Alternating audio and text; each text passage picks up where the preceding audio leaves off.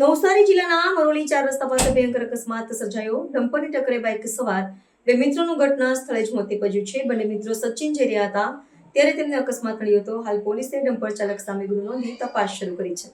નવસારીથી સચિન જતા બે આશાસ્પદ યુવાનોનું જીવન એક ભયંકર અકસ્માતે છીનવી લીધું.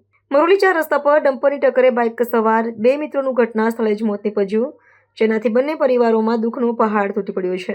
નવસારીના બંદર રોડ ખાતે રહેતા 27 વર્ષીય ઝુબેર શેખ અને જલાલપોરના લીમડા ચોક વિસ્તારના 31 વર્ષીય પ્રદીપ ડેડાણિયા સચિનની એક કંપનીમાં નોકરી કરતા હતા. બંને મિત્રો સવારે 7 વાગ્યાની શિફ્ટ માટે 5:30 વાગે ઘરેથી બાઇક પર નીકળ્યા હતા. મરોલી 4 રસ્તા પર પહોંચતા જ એક ઝડપી ડમ્પરે તેમની બાઇકને જોરદાર ટક્કર મારી. અકસ્માતનો એટલો ભયંકર હતો કે બંને યુવાનો રોડ પર ફંગોળાઈ ગયા.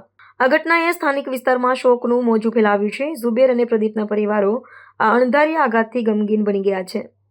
સ્થાનિક લોકોએ ડમ્પર ચાલકની બેદરકારી અને રસ્તા પરથી વધતી અકસ્માતોની સંખ્યા અંગે ચિંતા વ્યક્ત કરી છે.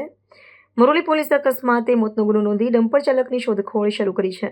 પોલીસે અધિકારીઓએ જણાવ્યું કે આ ઘટનાની તપાસ ઝડપથી કરવામાં આવશે અને જવાબદાર વ્યક્તિ સામે કડક કાર્યવાહી કરાશે.